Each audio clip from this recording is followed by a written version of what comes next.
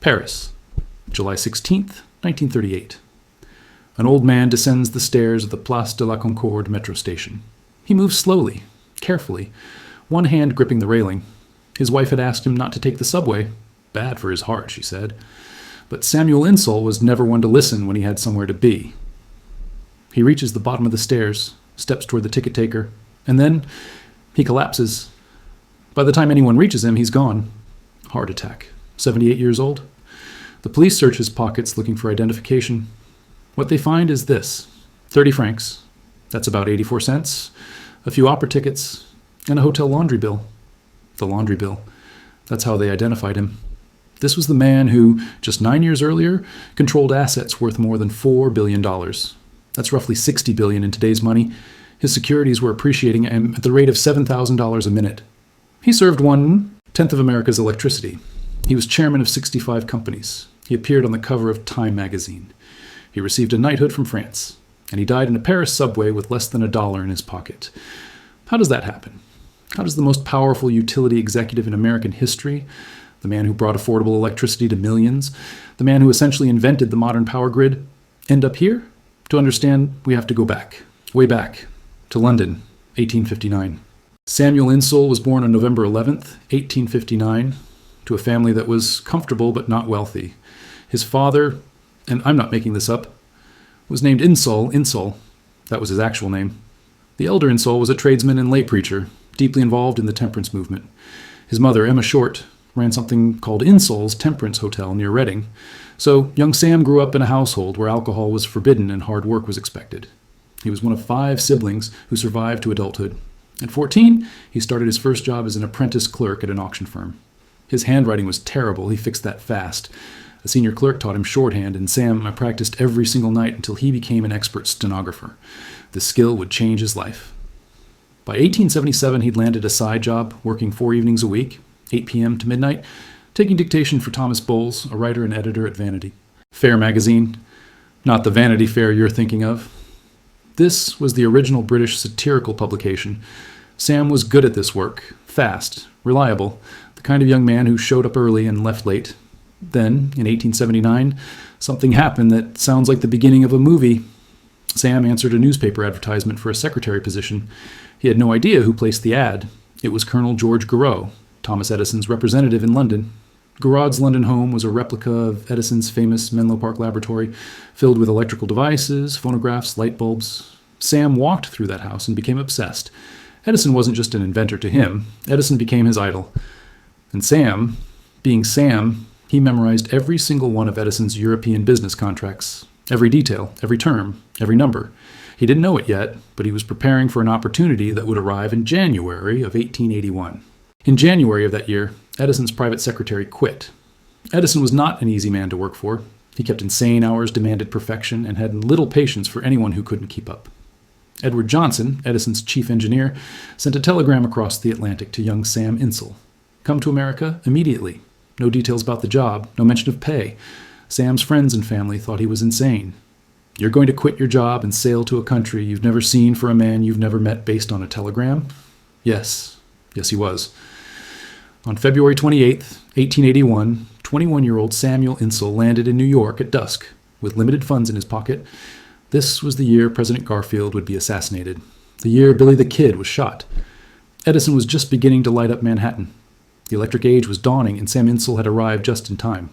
That first night, Edison grilled him about the European telephone businesses. And here's where all that memorization paid off. Sam walked Edison through every European contract, from memory, every detail, every term, into the early morning hours. By 4 a.m., he had won Edison's complete confidence. Edison reportedly told him, "Whatever you do, Sammy, make either a brilliant success of it or a brilliant failure. Just do something." On his first day of actual work, Insull found $150,000 in savings for Edison, just by going through the books and finding inefficiencies. Edison later claimed that Insull was the first man he'd ever met who worked even harder than he did. High praise from a man famous for sleeping on the floor of his laboratory. For the next 11 years, Insull rose through Edison's ranks. He managed correspondence. He handled daily business operations. Insull watched history happen. Edison put him in charge of the failing Edison General Electric Company in Schenectady, New York. When Insull arrived, the company had 200 employees and was losing money. Within a few years, 6,000 employees. profitable. By age 33, he was earning $36,000 a year, a fortune at the time. But then, in 1892, J.P. Morgan did what J.P. Morgan did. He combined Thomson Houston Electric Company with Edison General Electric to form General Electric. Insull was offered a position, second vice president. He was furious. He had transformed Edison's struggling company. He had worked himself to exhaustion. And they offered him second vice president? Those still loyal to Edison accused Insull of selling out by even participating in the merger. Edison eventually forgave him. Others never did. But it didn't matter anymore. Insull had made a decision. Time to leave. Time to start something new. Time to get out of Edison's shadow. He was 33 years old. He had spent his entire adult life working for other people. That was about to change. Insull became president of Chicago Edison Company in 1892. To take the job, he accepted a 2/3 pay cut. He knew that running his own show, even a struggling show, was worth more than being second in command at the biggest company in the world. And Chicago Edison was struggling. The company was small. It had at least 6 competitors. Chicago had 29 different electric companies at the time, all fighting over the same customers. The city had about 1 million residents. The market was chaos. But Insull saw opportunity in the chaos. He borrowed $250,000 from Marshall Field, yes, that Marshall Field, and bought a substantial stake in Chicago Edison. He was betting everything on himself. Then he did something nobody expected. After the panic of 1893 devastated the economy, Insull started buying his competitors, one by one, at bargain prices. When everyone else was scared, Insull was shopping, and in 1894, something happened that would transform not just his company, but the entire electric utility industry. He took a Christmas trip to Brighton, England. That's where he saw something that never happened in America. The shops were closed. It was nighttime. But every light was still burning. In America, if a shop was closed, the lights were off. Why pay for electricity you're not using? But in Brighton, the lights stayed on. Insull tracked down the head of Brighton's electric company and asked, "How is this possible? How can people afford to leave their lights on?" The answer was simple, but revolutionary. It wasn't a flat rate bill. It was a demand-metered billing system with tiered rates. Low demand times got cheaper rates. High demand times cost more. By 1897, Insull had figured out how to apply this to Chicago. 2 tiered electric rates. And it worked. Now I need to explain something. Because the thing that made Insull brilliant is also the thing that eventually destroyed him. And if you don't understand how it worked, the rest of this story won't make sense. Insull realized that electric utilities were what economists call a natural monopoly. Here's what that means. Imagine you have 2 electric companies serving the same neighborhood. Company A builds power lines to every house. Company B also builds power lines to every house. Now you have twice as many power lines for the same number of customers. Twice the infrastructure, twice the maintenance, twice everything. That's wasteful, it's inefficient, and ultimately, it's more expensive for everyone. Insull believed, and he was right, that a single company serving an entire region would be cheaper and more efficient than a bunch of companies fighting over the same customers. One set of power lines, one maintenance crew, economies of scale. But here's the catch. Monopoly without regulation will eventually start abusing its power, raising prices, cutting corners, treating customers badly, because where else are they going to go? So Insull did something that seems insane for a businessman. He advocated for government regulation. He wanted the government to regulate his own industry. Why? Because he figured out that regulated monopoly was the perfect business model. You get the efficiency of being the only game in town, but you also get stability, no competition. Guaranteed customers, predictable returns. If you played by the rules, it was practically risk-free. In 1910, Insull gave a speech publicly stating that utilities were natural monopolies requiring regulatory oversight. He wasn't just accepting regulation. He was designing the regulatory framework. This model, known as the regulated utility monopoly, is still how most of America gets its electricity today. Now here's where things get complicated. Insull also pioneered something called a holding company structure. And this is where the flower of his genius contained the seeds of his destruction. Now, before we get to how this whole thing came crashing down, if you're finding this story fascinating, do me a favor and hit that like button. It helps the algorithm show this to more people who love business history like you do. A holding company doesn't actually produce anything. It just owns stock in other companies. Think of it as a shell that controls other companies. Let me explain this with real numbers. Say there's a power company worth $100. Normally, to control it, you'd need to buy 51%. That's $51. But Insull had a better idea. He creates a holding company. Call it Company A. Company A raises money from investors and uses it to buy 51% of the power company. Now, Company A controls the power company. But here's the trick. Insull doesn't need to own all of Company A. He just needs to own 51% of Company A to control it. So if Company A has $51 in it, Insull only needs to put up 51% of that, which is about $26. $26 to control a $100 company. Already better, but wait, there's more. Insull creates another holding company, Company B. Company B buys 51% of Company A, and Insull only needs 51% of Company B. That's about $13 to control a $100 power company. Add another layer, now it's around $7. Another? 3.5. You can see where this is going. Stack enough holding companies on top of each other, and you can control billions of dollars in assets with a fraction of the money. It's extreme leverage, and in good times, it's magic. Every dollar Insull invested controlled $10 worth of assets. Insull pioneered something he called customer ownership, people's capitalism. He encouraged his own customers and employees to buy stock in his companies. By 1929, he had created Corporation Securities Company with $100 million in public investment. Insull Utility Investments, stock opened at $30, boomed to $147, and settled at $100. The structure looked like this. Holding company owns. Holding company owns, holding company owns, operating utilities. Each layer leveraged with debt, each layer multiplying his control, but the actual equity was thin, maybe $27 million for a $500 million empire. That's a lot of leverage. And leverage is a beautiful thing when prices are going up. When prices go down, leverage kills you. But we're getting ahead of ourselves. Before the fall came the peak, and what a peak it was. By the 1920s, Insull had expanded far beyond Chicago. His utilities operated in 39 of the 48 states. He had pioneered what he called the power pool, an interconnected network supplying electricity to all of Chicago and northern and central Illinois. This was entirely his idea, the first real electrical grid. He didn't just generate electricity, he controlled the entire supply chain. Coal extracted from his mines, transported on his railroad, the Chicago and Illinois Midland Railway, loaded onto his barges, delivered to his power stations. Vertical integration before anyone called it that. And he slashed prices. When Insull took over Chicago Edison, electricity cost 20 cents per kilowatt hour. By 1909, he had driven that down to 2.5 cents. Service expanded from 5,000 customers to over 200,000 in Chicago alone. These were the Roaring '20s, the Jazz Age. Prohibition was in effect, but everyone was drinking anyway. Babe Ruth was hitting home runs. The first talking pictures were flickering in movie theaters. The economy was booming, and everyone believed the good times would never end. And at the center of it all in Chicago was Samuel Insull. He was on the cover of Time magazine, November 29th, 1926. He'd appear again on November 4th, 1929. Orson Welles, co-writer of Citizen Kane, later confirmed that Insull was a partial inspiration for Charles Foster Kane. He used Insull's Time magazine cover photo to develop Kane's look in his later years. In the summer of 1929, securities in Insull's companies were appreciating at the rate of $7,000 a minute. And then he built an opera house. The Chicago Civic Opera House cost $20 million. A 45-story Art Deco building on Wacker Drive overlooking the river. They called it Insull's Throne. Insull loved opera. His wife Gladys loved it even more. She had been an actress when he met her. He saw her perform in 1898 and was smitten. They married the next year.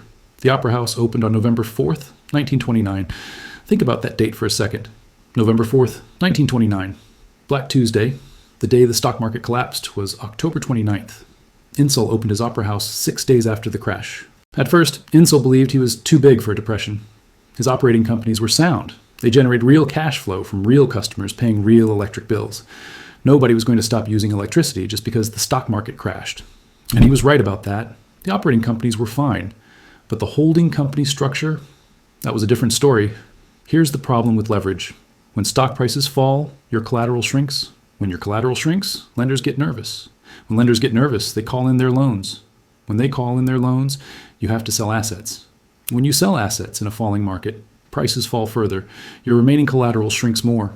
The lenders get more nervous. It's a death spiral. And once it starts, it's almost impossible to stop. Insull tried. God, how he tried. He bought his own company's stocks at high prices to prevent hostile takeovers. He borrowed $5 million personally from a New York bank and turned it over to his companies. Gone. He sold his 4,000-acre Libertyville estate. Gone. He turned in his $500,000 life insurance policy. Gone. He gave all his personal property to his company's creditors. Everything. Gone. It was no use. The man who had built his empire over 50 years watched it shrink to nothing in 50 days. Within days, his entire empire went into receivership. "I wish my time on Earth had already come," he said wearily. One newspaper called him the world's greatest failure. It took him only 50 days to lose what had taken 50 years to build. The losses were staggering. Investors in corporation securities lost $85 million. Some estimates put total losses at $2 to $3 billion. 600,000 small shareholders wiped out. 1 million investors were affected. This was 10 times bigger than the Kruger collapse in Europe, the largest corporate failure in American history. And then the accountants went through the books. What they found made investors grimace. Collateral had been cross-loaned between insole companies. Favored creditors had been given preference. Millions in questionable brokerage fees had been taken from assets. The payroll was padded with insole's relatives and friends. Immense secret profits had been paid to as many as 1,600 favorites. 250,000 shares of Insole Utility Investments had been bought at $12 before the public offering at $30. Instant profit of $4.5 million for insiders. None of these things were actually illegal at the time. There were no securities laws on the books, no SEC, no disclosure requirements. Insole had done what every other tycoon of his era did. He just did it bigger, but the public didn't care about legality. They cared about their lost savings. Insole started receiving an average of 20 death threats in the mail every day. Franklin Delano Roosevelt was running for president in 1932, and he saw in Insole the perfect symbol for everything wrong with American capitalism. In Portland, Oregon, FDR railed against, and I'm quoting here, that great Insole monstrosity which had fleeced investors of more than $1.5 billion. At the Commonwealth Club in San Francisco, he referenced the Ishmael, or Insole, whose hand is against every man's. Bread lines stretched around city blocks. Unemployment hit 25%. A quarter of the American workforce had no jobs, and Samuel Insole became the scapegoat for all of it. In October 1932, a Cook County grand jury indicted Insole and his brother Martin for embezzlement. A federal grand jury followed with indictments for mail fraud. Insole and 16 others, including his son Samuel Jr. Insole did what any 72-year-old with a heart condition and no money would do. He fled. He and Gladys sailed to France. When the United States requested extradition, Insole moved to Greece. Greece had no extradition treaty with America. He had about $1,000 in savings. That was it. The man who once controlled $4 billion was now living in a foreign country on $1,000. But here's the strange thing. The Greeks loved him. Greek courts refused 3 separate American extradition requests. They saw Insole as a victim of American persecution. When he left the courthouse after his hearings, crowds would gather outside, shouting, "Long live Greek justice." Samuel Insoulos, they called him. He became a folk hero. In August 1933, President Roosevelt signed a warrant for his arrest. Congress even passed a special bill allowing American authorities to arrest him in any country where the U.S. had extraterritorial rights. They really wanted this guy.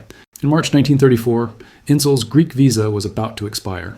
The Greek government, under heavy American pressure, wouldn't renew it. Insole quietly boarded a chartered steamer called the SS Myotis. He was trying to reach Romania, but Romanian authorities refused entry and threatened arrest if he didn't turn around. The ship turned toward Turkey. Turkish authorities were waiting in Istanbul. They seized him. Insole spent several days locked in a small Istanbul jail cell. Then the Turkish courts agreed to extradition.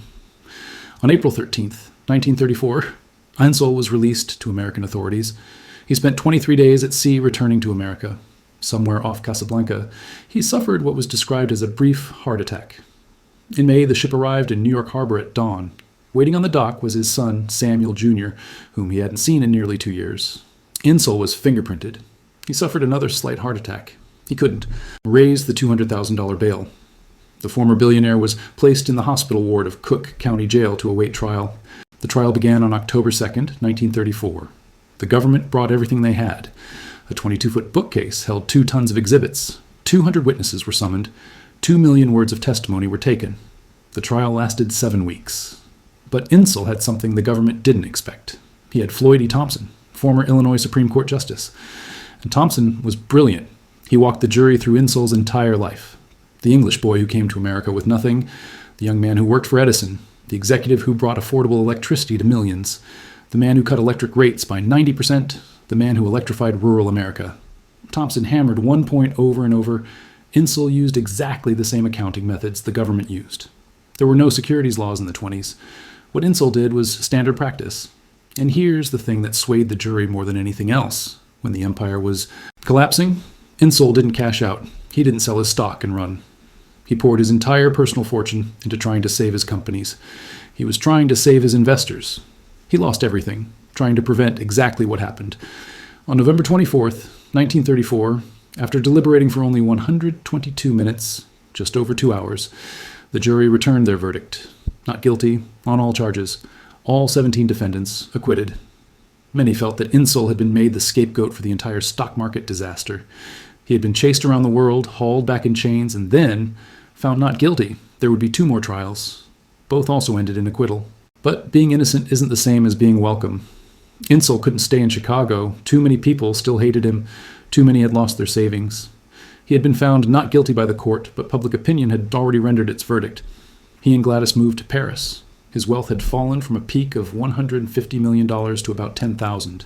He lived on an annual pension totaling $21,000 from 3 of his former companies. Companies that, by the way, were still operating just fine. None of the utilities actually went bankrupt, just the holding companies. Insull made one more attempt at entrepreneurship. A chain of radio stations in Indiana, it failed. He spent 1934 and 35 dictating his memoirs. They were never formally released during his lifetime. His son published limited copies in 1961, long after everyone involved was dead, and then came July 16th, 1938. The Insulls had come to Paris for Bastille Day. The celebrations, the fireworks, one last bit of the good life. Gladys had asked him not to take the metro, his heart, the stairs, but Sam had somewhere to be, and he wasn't going to let a little thing like heart disease stop him.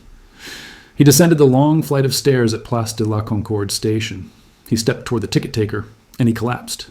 78 years old, heart attack, coronary thrombosis, the autopsy would confirm. His body was brought back to the United States by Gladys. On July 23, 1938, Samuel Insull was buried in Putney Vale Cemetery in London, the city of his birth, near his parents. His will revealed an estate worth about $1,000. His debts totaled $14 million. Meanwhile, in Europe, Hitler had just annexed Austria. War was coming. The world was about to change forever. So what's the legacy of Samuel Insull? Start with the laws. The Insull collapse is considered one of the primary reasons for the Securities Exchange Act of 1933, the creation of the SEC, the Public Utility Holding Company Act of 1935, which explicitly prevented anyone from ever building another Insull-style pyramid again, the Rural Electrification Act of 1936, the expansion of the Tennessee Valley Authority. These New Deal laws still affect corporate America today. But here's the irony. None of Insull's operating companies went bankrupt. They kept generating electricity. They kept serving customers. When the Depression ended and stocks rebounded, the total losses on all Insull securities worked out to about 24% of the amount invested. That's bad, but it's not catastrophic. It's about what you'd lose in any bad bear market. The problem was the leverage, the holding companies, the house of cards that Insull built on top of the perfectly sound operating businesses underneath. Today, Commonwealth Edison exists as part of Exelon, America's largest electric company, largest non-government operator of nuclear power plants in the world, over 10 million customers, revenues exceeding $30 billion a year. What Insull built is still there, still powering cities, still lighting homes. His biographer, Forrest McDonald, put it this way: few business leaders or entrepreneurs in American history have done more to enable progress and prosperity. Next to Edison himself, Insull may be the most important person in the history of the electric utility industry. He created centralized electric supply. He organized nationwide distribution. He promoted rural electrification. He created the electricity grid system. He created the regulated monopoly model. He made electricity affordable for ordinary people. He changed the world. And then the world forgot him. Or worse, the world remembered him only as a villain. Here's a man who came to America with nothing and built something that benefited millions of people. He made electricity cheap. He made it available. He turned on the lights for a nation. And then he made a mistake. When the crash came, there was nothing to absorb the shock. But he didn't steal the money. He didn't run away with investor cash. When the empire started to collapse, he sold his estate, cashed in his life insurance, gave away his personal property, all trying to save the investors who had trusted him. He failed. But he failed trying to do the right thing. There's a lesson about scapegoats, about how easy it is to blame one man for a systemic failure. The Depression wasn't Insull's fault. The stock market crash wasn't Insull's fault. But someone needed to be blamed, and he was big enough to be a satisfying target. And there's a lesson about legacy, about how quickly the world forgets. Tom Holland played Insol in the current war in 2017. That's probably the only time most people have ever heard his name. And yet, every time you flip a light switch, you're using something Samuel Insol helped create. If you want to see more stories like this, stories of empires built and lost, subscribe and hit the bell. I'll see you in the next one.